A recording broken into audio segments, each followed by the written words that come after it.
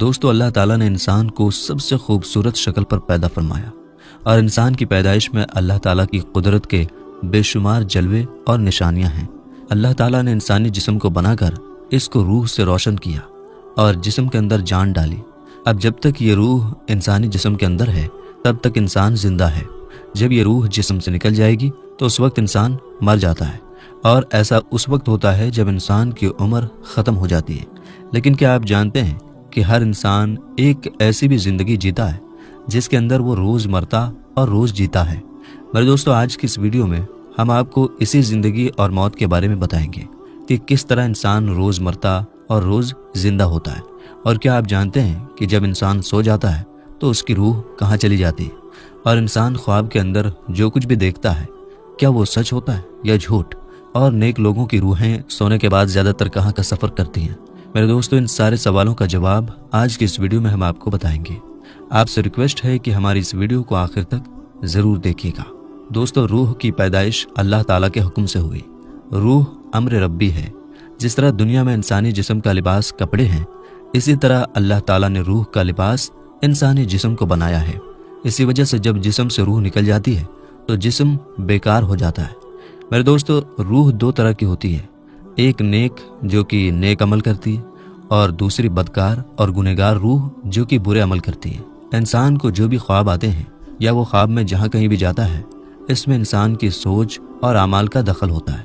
اگر نیک روح ہو تو اس کو خواب بھی نیک آتے ہیں، اور اس کو خواب کے اندر نیک لوگوں کی زیارت ہوتی ہے، جیسا کہ حضور اکرم صلی اللہ تعالیٰ علیہ وسلم کا دیدار ہونا، یا صحابہ اکرام کا یا اولیاء اکرام کی زیارت نصیب ہونا۔ اور اسی طرح نیک روح جب خواب میں کہیں سفر کرتی ہے تو اس کا سفر بھی نیک ہوتا ہے، اور وہ خواب میں نیک چیزوں کو دیکھتی ہے۔ اور جو بدکار روح ہوتی ہے وہ برے لوگوں کی طرف مائل ہوتی ہے۔ ایسی روح پر شیطان کا قبضہ ہوتا ہے۔ ایسے لوگوں کو جو بھی خواب آتے ہیں وہ شیطانی ہوتے ہیں، اور ایسے لوگوں کے خواب قابل قبول نہیں ہوتے۔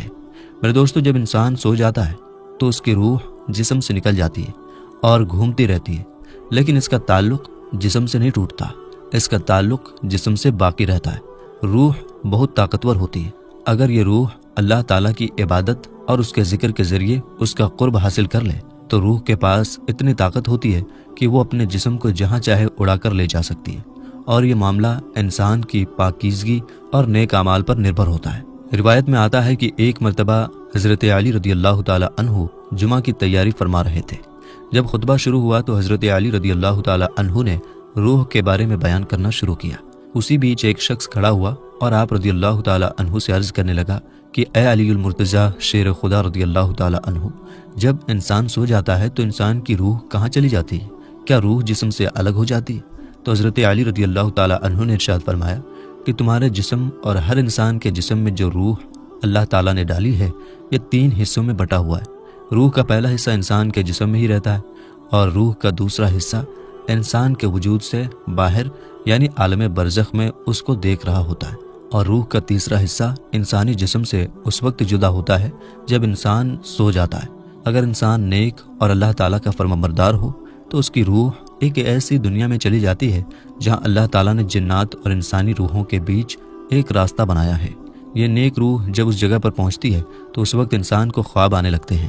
وہاں یہ نیک روح وہ سب کچھ دیکھتی ہے جو آگے دنیا میں ہونے والا ہوتا ہے۔ اور اگر انسان گنہگار اور اللہ تعالیٰ کا نافرمان ہو تو ایسے انسان کی روح اس کے جسم ہی میں قید ہوتی ہے، اور اس کو خواب میں نیک روح کی طرح کچھ بھی نظر نہیں آتا۔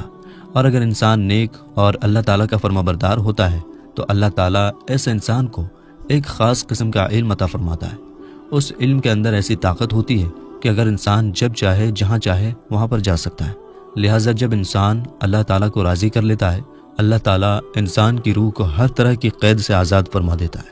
اس وقت اللہ تعالیٰ اس کو ایک خاص علم عطا فرماتا ہے جس کے ذریعے یہ جہاں چاہے وہاں پر جا سکتا ہے۔ میرے دوستو، حقیقت یہ ہے کہ انسان کے خوابوں کا اور روح کا تعلق انسان کے اعمال کے ساتھ ہے۔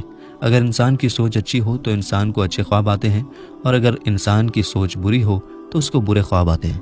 دوستو، اللہ تعالیٰ قرآن پاک میں ارشاد فرماتا ہے، جس کا ترجمہ ہے، اور جو کچھ اس زمین پر ہے وہ فنا ہونے والا ہے، اور تیرے رب تعالیٰ کی ذات باقی رہنے والی ذات ہے جو عظمت اور بزرگی والا ہے۔ اور ایک دوسرے مقام پر اللہ تعالیٰ قرآن پاک میں ارشاد فرماتا ہے، اور ہر جان کو موت کا ذائقہ چکھنا ہے، بے شک تیرے رب کا وعدہ سچا ہے۔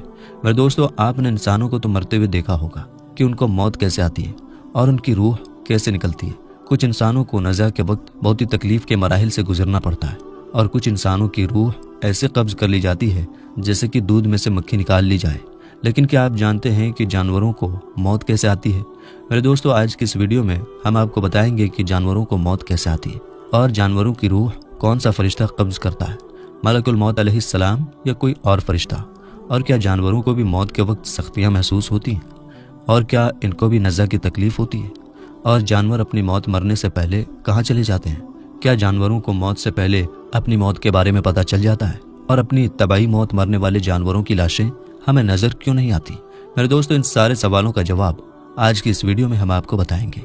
मेरे दोस्तों, अल्लाह ताला ने जिस चीज़ को भी ज़िंदगी अता फरमाई, फिर चाहे वो इंसान हो, जानवर हो, परिंदा हो या कोई दूसरी मखलूक, उसको एक दिन मौत का जायका ज़रूर चखना है। जिस तरह इंसानों को फिक्स किए हुए टाइम पर मौत आती है, इसी तरह जानवरों को भी फिक्स किए हुए टाइम पर मौत आती है। मेरे दोस्तों, आपने कभी गौर किया होगा कि हमारे मुआशरे में हमारे आसपास बहुत सारे जानवर, परिंदे और दूसरी मखलूक़ात रहती हैं, लेकिन जब कोई जानवर मरता है तो हमें सिर्फ उन जानवरों की लाशें नज़र आती हैं जो जानवर हादसाती तौर पर मरते हैं, जैसे कि रोड एक्सीडेंट में मरने वाले जानवर, या वो जानवर जिनको कैद में रखा गया हो, या फिर वो जानवर जिनका शिकार किया गया हो। ऐसे जानवरों की लाशें तो हमें नज़र आती हैं, लेकिन जो जानवर अपनी ज़िंदगी का वक्त पूरा होने की वजह से अपनी तबाही मौत मरते हैं, उनकी लाशें हमें नज़र क्यों नहीं आती? इसलिए आपने कभी तबाही मौत मरने वाले जानवर की रूह निकलने का मंजर नहीं देखा होगा। रिवायात में आता है कि एक शख्स हज़रत इमाम जाफ़र सादिक रज़ियल्लाहु ताला अन्हु की खिदमत में हाजिर हुआ और वो आपसे सवाल करने लगा कि जो जानवर, परिंदे और कीड़े मकोड़े अपनी तबाही मौत मरते हैं, उनकी लाशें हमें नज़र क्यों नहीं आती? वो कहाँ पर चली जाती हैं?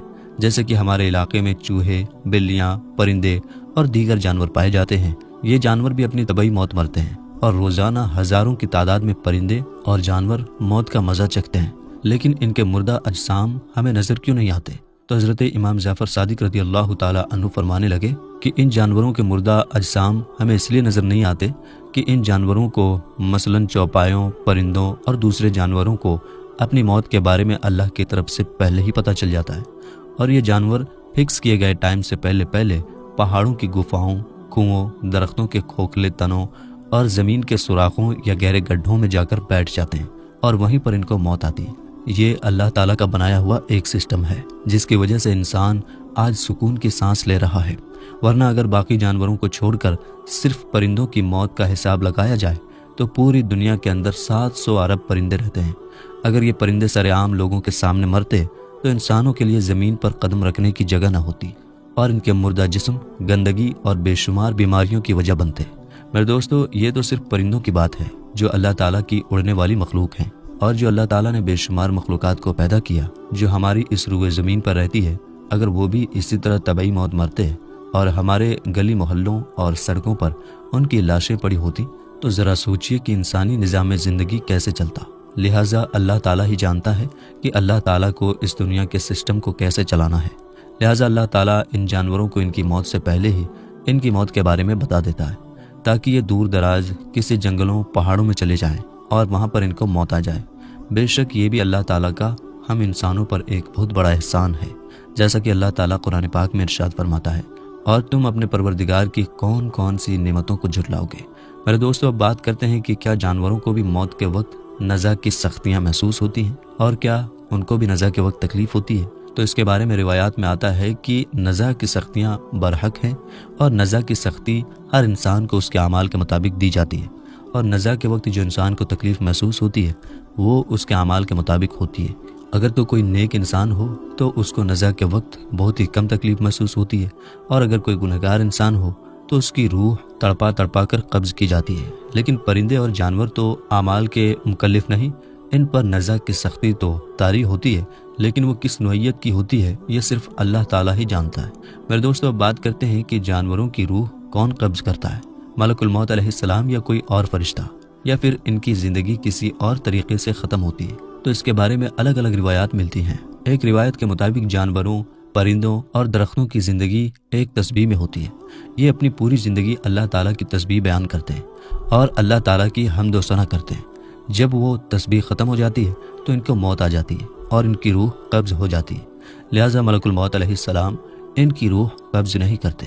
اور ایک دوسری روایت کے مطابق جو کہ مستند اور صحیح مانی جاتی ہے، اس روایت کے مطابق تمام روح کی جانیں حضرت ملک الموت علیہ السلام قبض کرتے ہیں، پھر چاہے وہ انسان ہو یا جانور، اور روح قبض کرنے کی ذمہ داری اللہ تعالیٰ نے حضرت ملک الموت علیہ السلام کو سونپی ہے۔ جیسا کہ حدیث پاک میں آتا ہے کہ ایک مرتبہ ملک الموت علیہ السلام نے حضور اکرم صلی اللہ تعالیٰ علیہ وسلم کی خدمت میں عرض کیا کہ یا رسول اللہ صلی اللہ تعالیٰ علیہ وسلم، میں اللہ تعالیٰ کے حکم کے بغیر اپنی مرضی سے کسی ایک مچھر کی بھی روح قبض نہیں کرتا۔ اس حدیث پاک میں یہ بات صاف طور پر ثابت ہوتی ہے کہ ملک الموت علیہ السلام ہی تمام جانوروں، تمام پرندوں کی روح قبض کرتے ہیں۔ میرے دوستو، جس طرح انسان کے مرنے پر اس کے عزیز و اقارب غم اور شوق مناتے ہیں، آہ جاری کرتے ہیں، اسی طرح اگر پرندوں اور جانوروں میں سے کوئی بھی مر جاتا ہے تو اس کے عزیز و اقارب اور اس کے ہم جنس پرندے بھی روتے اور شوق مناتے ہیں۔ اللہ تعالیٰ سے دعا ہے کہ اللہ تعالیٰ ہمیں نیک اعمال کرنے کی توفیق عطا فرمائے اور حضور اکرم صلی اللہ تعالیٰ علیہ وسلم کی محبت کے اندر جینا مرنا نصیب فرمائے۔ آمین۔